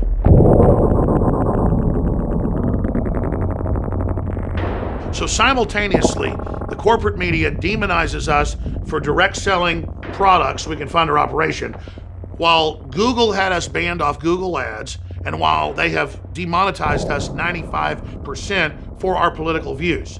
So they want me to just go to the gulag, shut up, go bankrupt, shut down, and stop having my speech, and I'm not gonna do it. I think the end game in America is European-style hate speech laws. A lot of people in America don't know this, but in Germany, in Sweden, in the UK, and in France, you've had ordinary people go to prison for making anti-immigration or anti-Islam posts on Facebook. Sweden should be a canary in the coal mine for the rest of us. The police have just warned us that if we don't leave now and take this escort, it's going to get really bad really fast. They said 50 people could be here in minutes, and they recognize us. They're masking up. We have to leave. And when I go to Stockholm and actually get escorted out by the police, the media in Sweden claimed I wasn't escorted out by the police. Well, no, I have GoPro footage as I was walking out. I took my gimbal and started filming the police behind me. Yet the mainstream media, the Swedish media, reported the police perspective that I was wrong, that I was lying, and then immediately started attacking me. I started getting phone calls. My phone would not stop ringing. They started sharing my phone number with each other. I kid you not. And so I actually went on a national television program. So welcome to Opinion Live. They had scheduled me on this program before I went to Rinkeby. But when I went on, they asked me to explain what happened in Rinkeby. They first said that the police had disputed my claims that I was escorted out and asked me to clarify, to which I responded basically how I just did. And she responded in Swedish. Instead of saying what I said, she said, he's talking about Rinkeby, but the police have disputed what he is saying and said that he's lying. I didn't even tell the audience what I said. They just said I was a liar. I've talked with people who have visited Sweden on vacation, and you know what they tell me? They tell me it's the North Korea of the North. One of the largest newspapers, Expressen, hacked a comment system to find anonymous posters. They find their names and addresses. They go to the homes of private individuals, film their faces, and accuse them of being white supremacists. Sure enough, these people lose their jobs. They lose all their friends. People are scared to interact with them. Many people, it's not so much about being scared to interact with them because they don't like their opinions. It's because they'll also get blacklisted. They're going to come after you, and they're going to try and whip up a hate mob and get you fired from your job, ostracized from your community. They're going to smear you. They're going to call you a neo-Nazi white supremacist. They're going to call you a conspiracy theorist. They're going to call you a Russian agent. They're going to do everything they can to shut you down.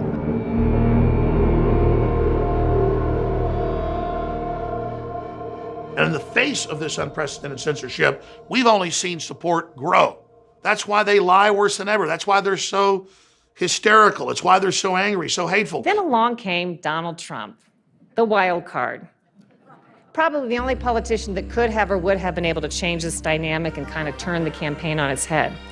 Each time advocates cried fake news, Donald Trump called them fake news. We were able to turn fake news back on them almost instantly. Of course, with the help of President Dr. Donald J. Trump, PhD, which is what I call him now. Because he started calling the mainstream media fake news. Since you are attacking our news organization, can you give us a chance? Your organization you are attacking President-elect. Can you give us a question? Don't be rude. You're attacking us. Can you give us a question? Don't be rude. Can you give us a question?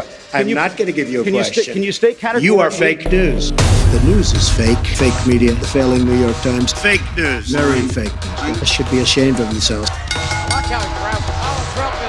You know, I've been hearing more and more about a thing called fake news. But I will tell you, some of the media outlets that I deal with are fake news.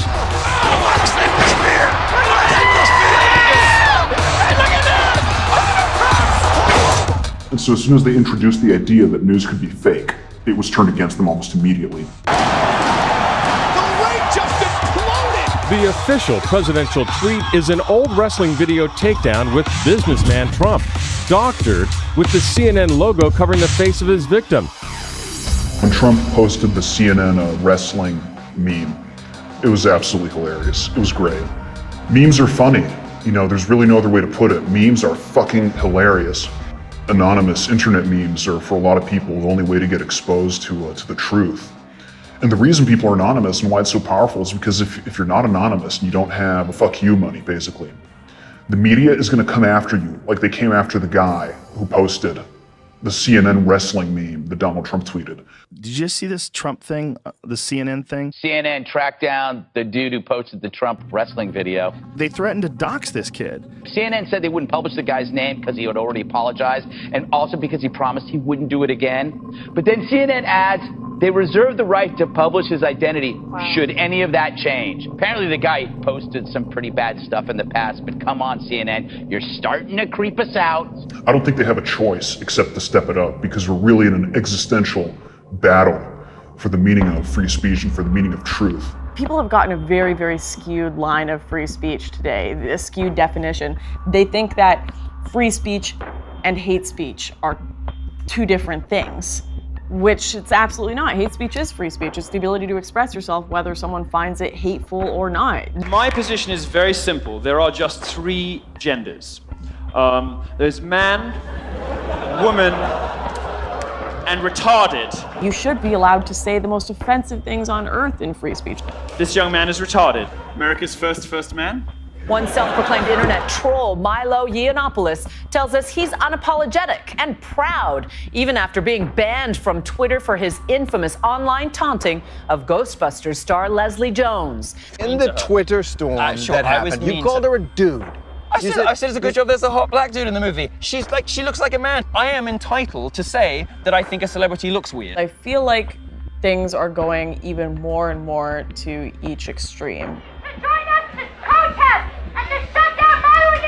Milo was touring the country for a bit, and every place he went, there was period blood being thrown. There was girls screaming outside, smashing garbage cans on the ground. There were people trying to punch him on stage. And then eventually liberals just took it to a whole new extreme. And that was at Berkeley.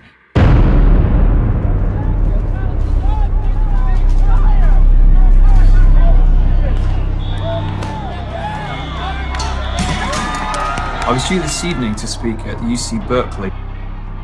I'm just sitting in a hotel room stunned that hundreds of people were throwing rocks, throwing goodness knows what else at the building, throwing fireworks at the police, because they're so threatened by the idea that a conservative speaker might be persuasive and interesting and funny. They just have to shut it down at all costs.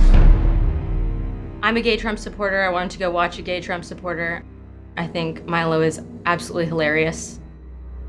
We met up at a coffee shop across the street from Berkeley, and I was just waiting for my friends to trickle in, and it was just all these Antifa people were already there. So they're already kind of flirting with the idea of violence. So Antifa was a group that was started in the early 1900s in Germany, obviously as an anti-fascist group, but they were the violent, militant wing of the Communist Party in Germany. And as they continued on, they still have the same message. They're communists that believe in destroying anything they deem to be fascism through any means possible. They're screaming, hey fascist, hey Nazi. I forget the particular slogans that they're all chanting in unison. But the irony of it is, because I was so naive, I kind of thought that I could connect with these people and say, like, look, like, I don't support those things either, and they would just immediately understand and believe me. But, you know, symbols are more powerful than words sometimes. And you're wearing the wrong piece of clothing, and it's just not going to do. And props to them for the ones who are doing it non-violently, but I think that's a very rare thing indeed, so thank you. Are you surprised, ma'am?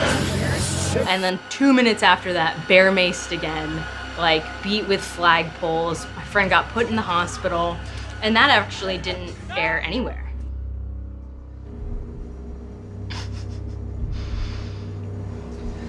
That's wild. Never reported in the media. I've been wanting to have this conversation because this has been a big issue about free speech on campus and conservative voices being heard. But Mr. Reich, my first question to you is the violence that we saw, this violence we saw at Berkeley, we had it live here on CNN last night, it ultimately it plays right into the hands of a right-wing white supremacist, someone like Milo Yiannopoulos. Like, I told the newswoman over there that, like, specifically it was their narrative, they were a part of this, it was their narrative that was causing the violence on the left. This is not to remove personal responsibility from the actual people that do the violence, but they pretend to be objective. And that's the part. And they implant these ideas in your head, and they'll say things like, well, some people call these people white nationalists. Do they ask any of the people there? No. because that would actually be real journalism. The real problem is this name calling because, you know, as grateful as I am to be on the show and I like the attention, the real people that I want to hear from are, you know, the guys who run CNN, who are legitimizing ordinary conservatives being called white supremacists, anti-Semites, racists, sexists, when they're not. There's an inevitable, obvious consequence. The things that had been said about Donald Trump led to extreme violence. In Donald Trump's America, everyone is speculating as to who should be the most afraid. Black people, Latinos. We grapple every day with what it means to have a president stained by racism. You voted Trump! You voted Trump! I'm just gonna be honest. We think there might be a Nazi in the White House. He is a bigot, he is a racist, he is a misogynist. The president's crude and arguably racist remarks. The president has racist views. I'm a Bernie supporter. They attacked me. Who did? They thought I was a Trump supporter. I wasn't. Tens of millions of people voted for him after he showed his cards for years. But are you suggesting that they're racist or they're... Yes. That is pure racism. And the president is cynically using that racism to appeal to his base. If everyone is a white supremacist, what does that even mean anymore? You know, you're just gonna accuse anyone who disagrees with you? I have people who tell me that I'm a Nazi sympathizer for being friends with Trump supporters, or that I'm a racist, and I'm actually a mixed race person, right? It's like nuance has gone out the window and none of it matters anymore. Say you worked in a loony bin, and there was this one guy going, the Khmer Rouge are coming! The Khmer Rouge are coming! Pol Pot is upstairs! The Khmer Rouge are gonna invade here! We gotta stop the communists in Cambodia! And you go, all right, Mr. McGillicuddy, that's okay. And you'd lead him to his room, and you go, he was bitching about the Khmer Rouge again. That's the way the media is with Nazis. They see Nazis in their soup. They're everywhere. Now we have Nazi panic, where even if you're a girl, they'll hit you. It doesn't really matter. That's what the media does. There has been far more violence by Antifa against people they don't agree with, especially Trump supporters, than there has been violence by Trump supporters. But the media covers up violence by Antifa. I've reported from the White House several times, and on one visit, after the White House press briefing had concluded, I looked over at the assembled journalists and I said, why will nobody here cover the violence against Trump supporters? And why won't you demand that leaders of the Democrats disavow the violence from Antifa the way you demanded Trump disavow violence from his supporters? This is being completely covered up. They laughed at me.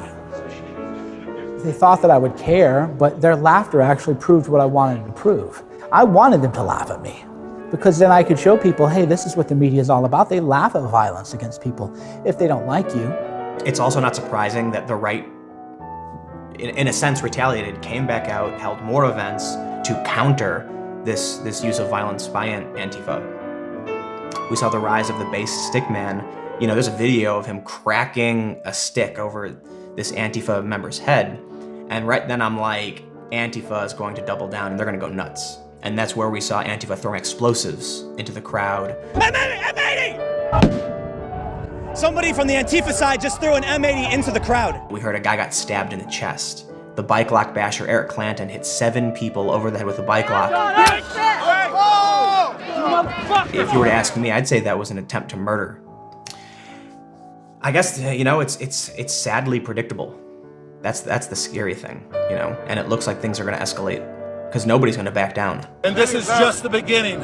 Just the beginning, dude. We're gonna go to every liberal stronghold, every city, fucking Portland, Detroit, all you cocksuckers in fucking Boston, watch out, we're coming for you. The area for rational discussion, as that disappears more, I think more people are going to be radicalized to both extremes and think violence is an acceptable way of protesting their distaste for other people's opinions.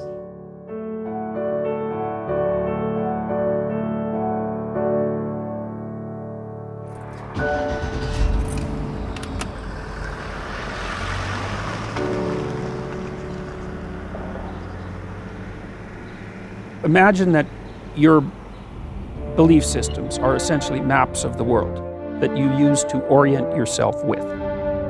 News informs you. If it's real news, it updates your map. It brings you into alignment better. There should be an alignment between you and the world if you're properly informed. You handed almost unlimited power to a fascist wannabe. So arrogant people, resentful people believe that deception works. And it that's just not the case. When you act out a falsehood, then something terrible happens. That's the definition of a falsehood, fundamentally. You know, falsehoods have consequences. That's what makes them false. And you can not believe that, it's fine. You can even get away with it for some period of time. But you're not going to get away with it for very long.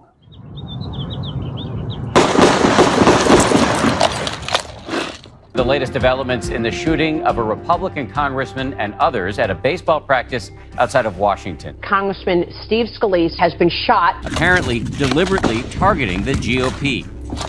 There was a shooting by a Bernie Sanders supporter and pro-Antifa person at a congressional baseball practice called the Scalise shooting now. He cursed President Trump, labeled the president a traitor, and called for his destruction in several Facebook posts. And then the mainstream media, they acted like they really cared. Oh, they really cared. The shooter died from his injuries after the shootout with Capitol Police, news that we first were told by President Trump himself, who had a somber and reflective message for the nation. No, the people know. The people watch them laugh when they were asked about violence. They know that the media wants more shootings. Obviously, everybody is wishing the congressman well and hoping that he recovers.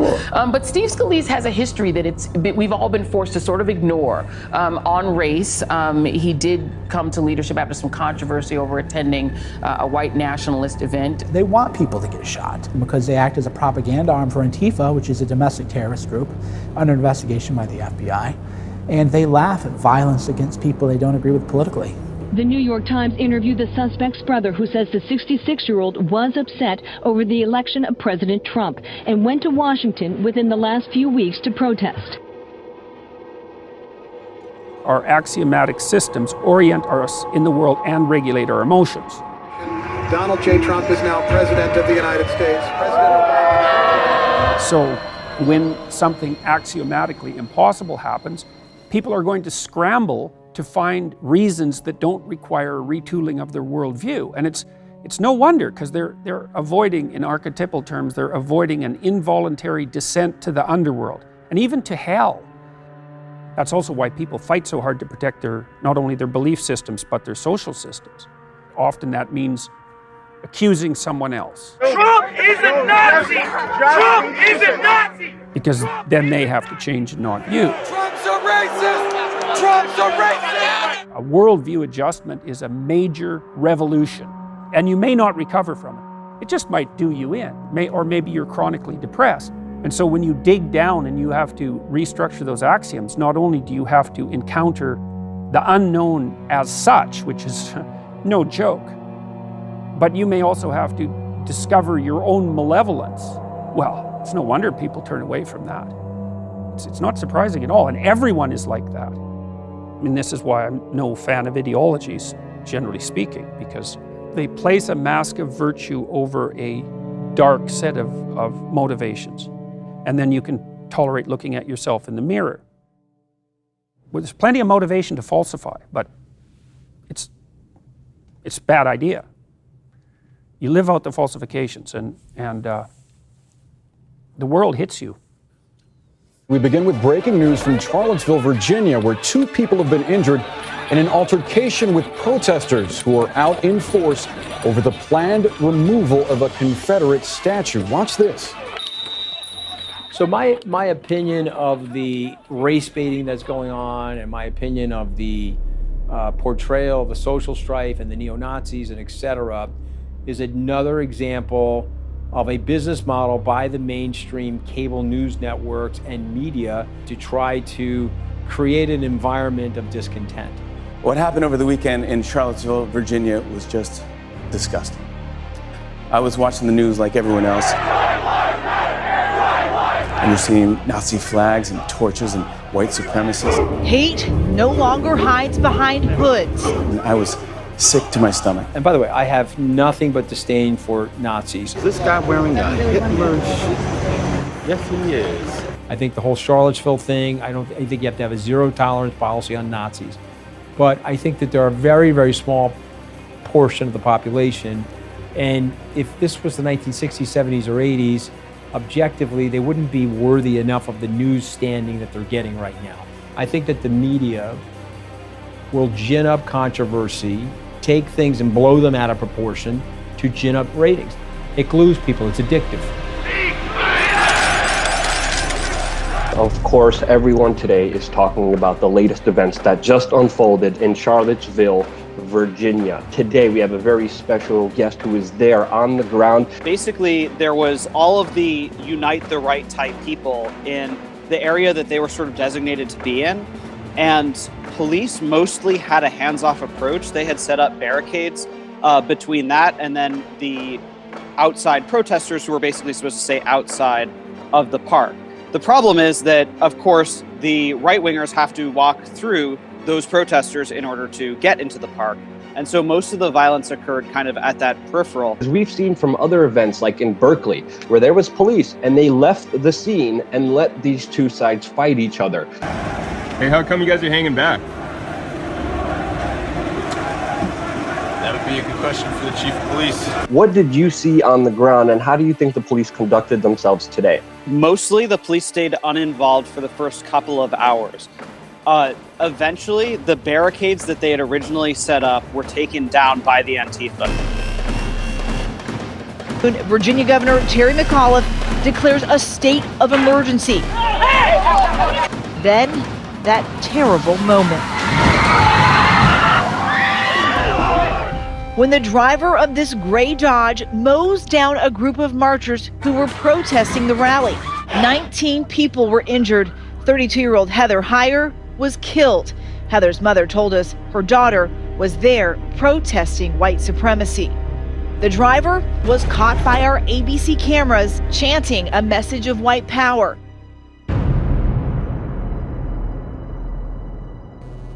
And we're back. Mike Cernovich, GorillaMindset.com with a dimly lit periscope, and I think I need to fix my hair. We now have in America neo-Nazi terrorists. I wish it weren't otherwise, but when you're driving a car into a crowd of people after attending a neo-Nazi event, then you have to call it on both ways, right? In a press conference this afternoon, when asked about the events in Charlottesville, Trump had this to say. I think there's blame on both sides. All right, it's just like D-Day. Remember, D-Day, two sides, Allies and the Nazis. There was a lot of violence on both sides, okay? But how can you talk about the terrorism of the neo-Nazis on the right, but then look the other way when the alt-left is committing terrorism? One is a Nazi white supremacist group. The other is a protest group protesting a political and a racist movement. Maybe their tactics weren't exactly right. Don Lemon goes, well, you know, the alt-left, Antifa, maybe they have some bad tactics, and they're whitewashing it. What about the alt-left that came charging at the, as you say, the alt-right? Do they have any semblance of guilt? First of all, sir, the opposite of alt-right isn't the alt-left. It's the not Nazis. But that's just me. I think you got it. No, I don't know. I think you got it. No. Let's be fair, John. I think you got it. You gotta be fair, John. No, that's pretty fair. It's time for the left to actually take a stand. 99.999% of the right is against the neo-Nazis. 99.999% of the left is against the alt-left terrorism, but if you're a liberal, it's time to start calling this stuff out. Thanks for watching. Mike Cernovich. I'll be back soon. We'll talk more. My life is in danger every day because the media has falsely claimed that I'm alt-right when I'm clearly not. Red Rover, send Cernovich over. I'm not part of that. You want a red pill? How about a lead pill?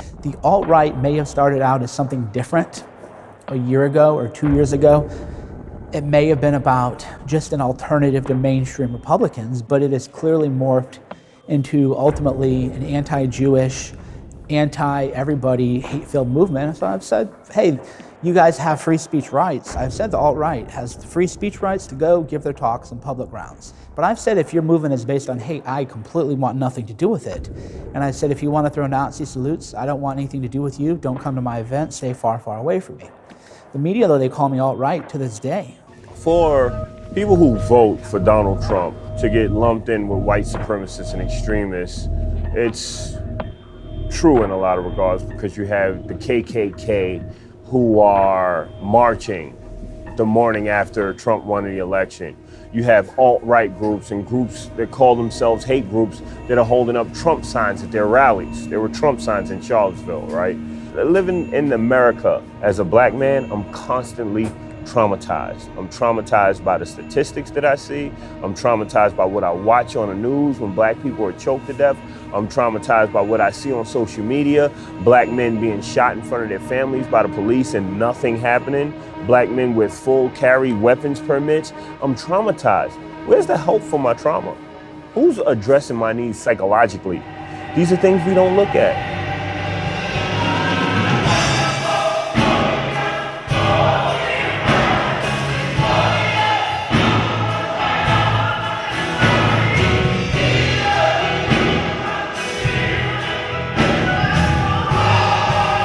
I'm a freedom fighter, I'm a revolutionary, I'm a Christian, I'm a proud American.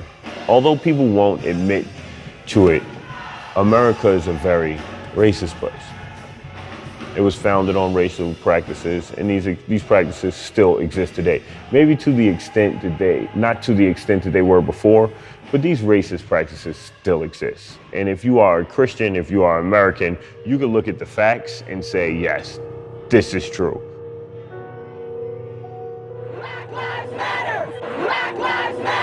That's the mantra and the message of protests around the country. If only Black Lives Matter, then Black Lives Matter, we do not have to say it. A black person gets killed by the police under questionable circumstances. Black people rally.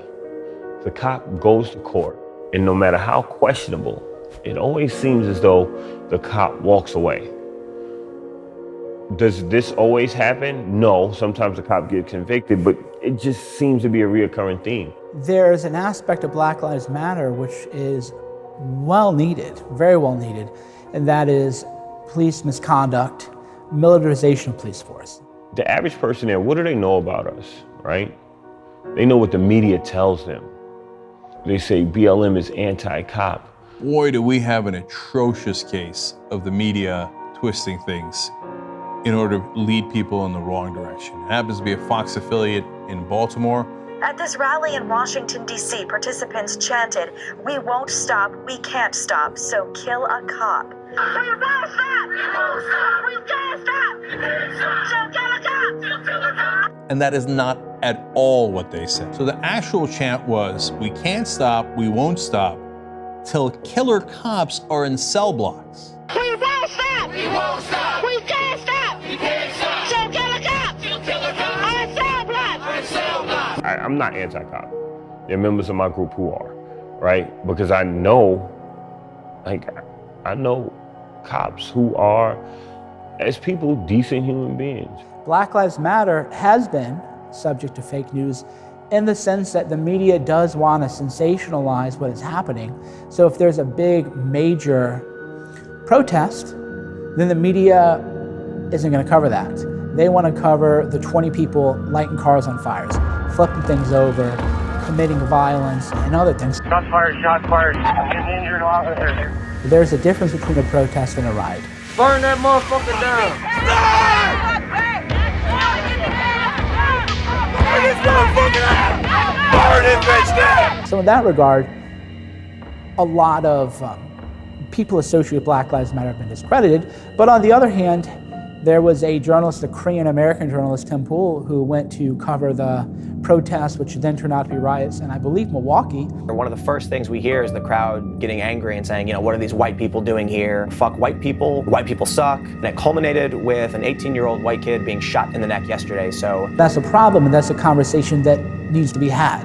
For those that are perceivably white, it is just not safe to be here, and that's why I'm deciding to leave. They interviewed a girl there who was yelling about how they need to stop the violence in Milwaukee. Thy kingdom come, thy will be done. With his sister calling for peace. Don't bring the violence here and the ignorance here. But the other half of that clip was her screaming they need to bring the violence to white neighborhoods. Y'all burning down shit we need in our community.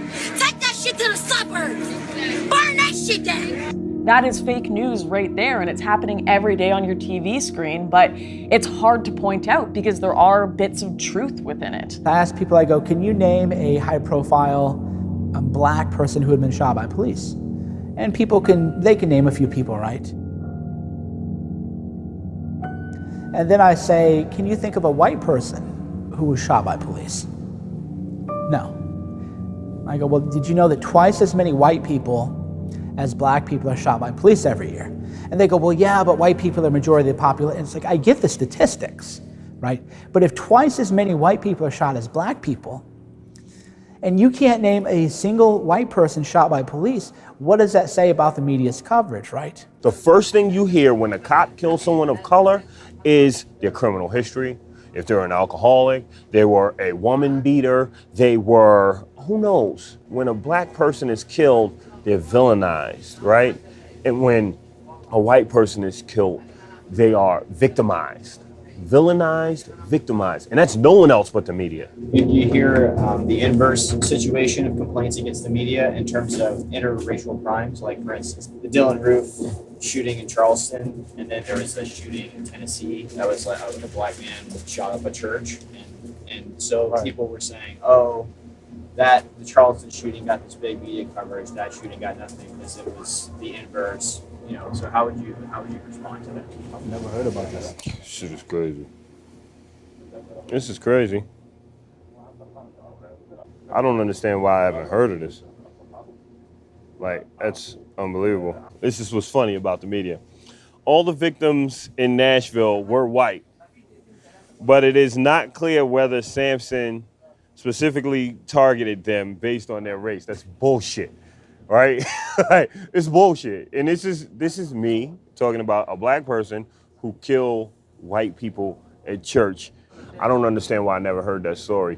And what's more amazing to me is I have over 4,000 friends on Facebook. I've never seen that story published.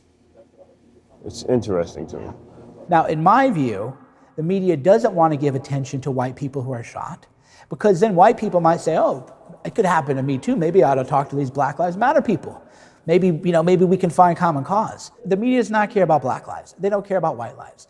They care about the show. And a Black Lives Matter leader who was reasonable and nuanced and wanted to talk both about rights and responsibilities would resonate with the people. And that would be very frustrating for the media. They don't want people to resonate. The way this rally is different. This is one where it's family oriented. The message is positive. We're here to relax. We're here to have a good time. Washington, D.C., we're standing to the right of the stage at the mother of all rallies. And we had just stepped up and people just started booing us, heckling us. We stood there defiantly with our fist in the air, chanting, Black Lives Matter. So they're chanting back, all lives matter. They're making comments. And, we saw a few people who were in Charlottesville and who we had butted heads with a few weeks prior. And out of nowhere, one of the guys said, so what we are gonna do is something you're not used to, and we're gonna give you 2 minutes of our platform to put your message out. When I got on the stage, my mind state changed. It wasn't fear, it was God, right? And something said, tell them who you are. I am an American. Secondly, I am a Christian. The reason why we fight is to draw attention to issues and to fix it. We are not anti-cop. We are anti-bad cop. We don't want handouts. We don't want anything that's yours. We want our God-given right to freedom, liberty, and the pursuit of happiness. USA! USA! USA! USA! I think we really made some substantial steps without either side yielding. Here I went from being their enemy to someone they want to take pictures with their children, and that's the power of communication.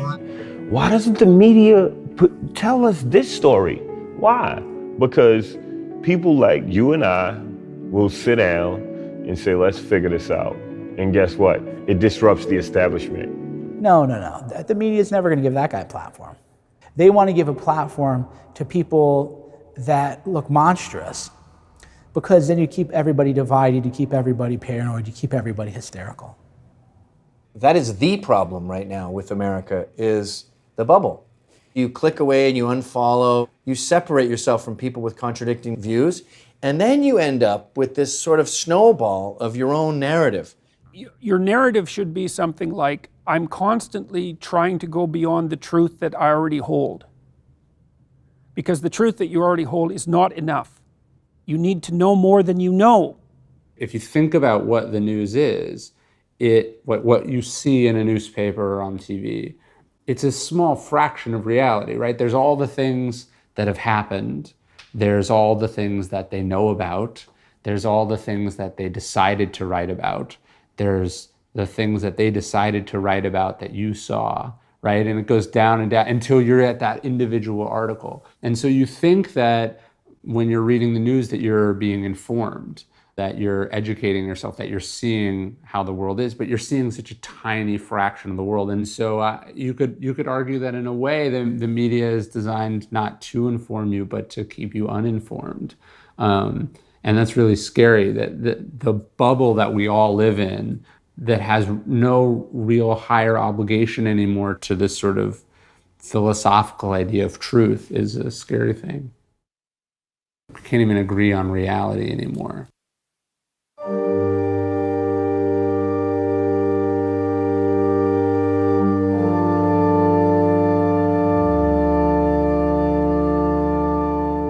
It's always a question to some degree, which of our partial realities is true and which of them is false.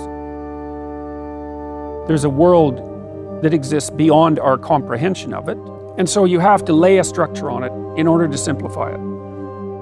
The role of a journalist is to lay out an unbiased simplification of the situation and to let the viewers, readers, make up their own minds. But if you introduce an act of deception into the world, it stays and it manifests itself.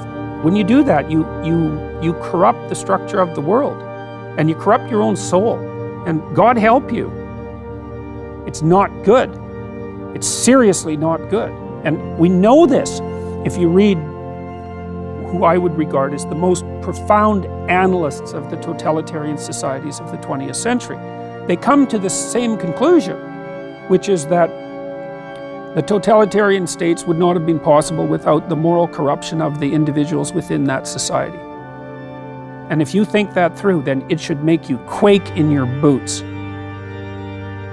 We have to restructure our value systems, and so that means going back into the past. If ye continue in my word, then are ye my disciples indeed. And ye shall know the truth, and the truth shall make you free. Amen. Here is no search for truth. The government writes the textbooks, and the children are taught to accept communism and their fate without question. We're at a point where Judeo-Christian ethics can't die, because if it does, then our civilization is done, because its foundation blocks are of that ethic. In the story of Genesis, right at the beginning, is the idea that the essential creative element of divinity is the logos, the word, the truth.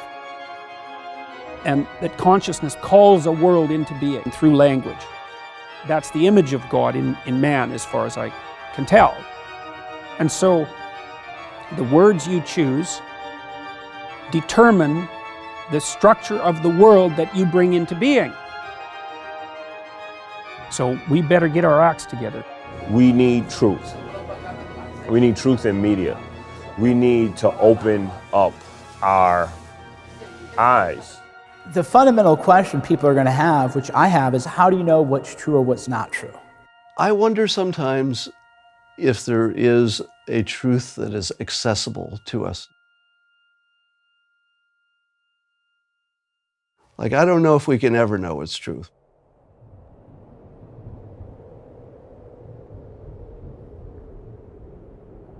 Plato's allegory of the cave is one of philosophy's oldest stories and one of its best.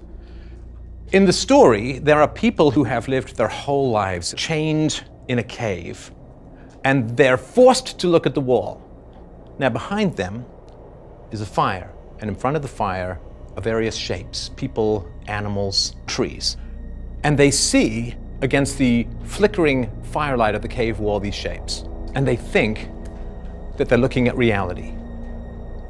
But one day, one of the men breaks his chains, and he turns his head for the first time in his life, and he looks, and he sees the shapes, and he sees the fire itself. And it's startling, and he thinks, that is real. Now I have seen what is real. Before, I only saw the flickering shadows. Now I see what is real. But then, he sees on the far side of the fire a passageway leading up. Curious, he decides to go up the stairs. And he climbs the stairs one by one, and he begins to see the lights. Not of the flickering shadows, not of the fire, not of the shapes, but of the world itself. And he sees the world for what it is. He sees the actual trees, not the shadows of trees, not the models of trees, the actual trees. He sees the sky, he sees the sun. It all becomes blindingly clear to him, and he realizes that he has spent his life imprisoned into a false reality. We are told by the media what the world is. We are told by the media what is right, what is wrong, what to believe, who to love, who to hate. These are just shadows on the wall of the cave. And then a thought comes to his mind as he regards this beauty, and he says, I must share this with the people below, with my friends, my companions, my compatriots chained in the cave. So he takes a last look to drink in the glory of everything that he sees. And then, with excitement, with joy, with anticipation, he turns back down into the cave. And he starts to tell everyone chained to the wall, this is not real, this is not real, these are illusions. And he reaches down and he tries to break their chains. And they do not thank him. They do not praise him. They do not admire his wisdom and his courage. They fight him, and they call him mad. They call him deranged, delusional, disruptive, seditious, dangerous. And he faces the choice that we all face when we learn the truth. Do we stay where we are hated, down in the dungeons, among the enslaved, mentally? Do we stay among those fixated on their screens who will not tear their eyes away from a manufactured reality to look at the world itself? Or do we go and climb those stairs again to imbibe all the glory and beauty of the natural world, leaving behind those who fight us for bringing them the truth? I say stand and fight.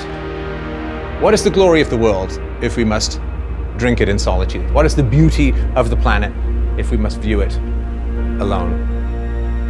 We have an obligation, if we have seen the truth, to wrestle the lies from the minds of those stuck in the cave. The cave is the manufactured reality of those who would control us by controlling what we think. But fundamentally, you can't control what someone thinks, because once they think, they are beyond your control.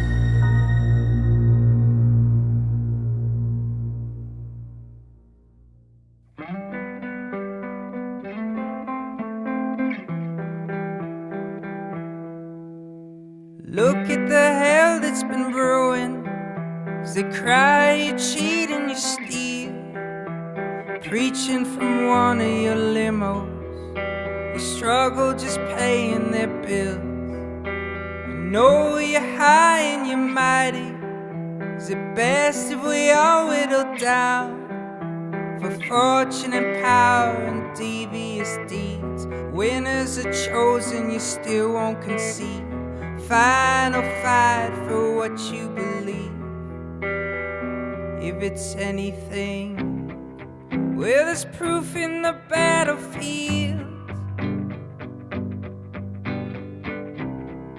You suck profits from all that are killed, but we've got our faith back. And we're tired of messing around. We're tired of losing our feet on the ground. So tired we're taking you down and strip you away from that media crown. I know you'll keep selling us fear. Don't you forget that your ending is near. And you know, no matter what you say, your hoax is on display. We're a light in your darkest cave, and our fire won't go away. If what's right was on your mind, why's the truth so hard to find? Might be poor, but we're not blind. What you've given is second sight.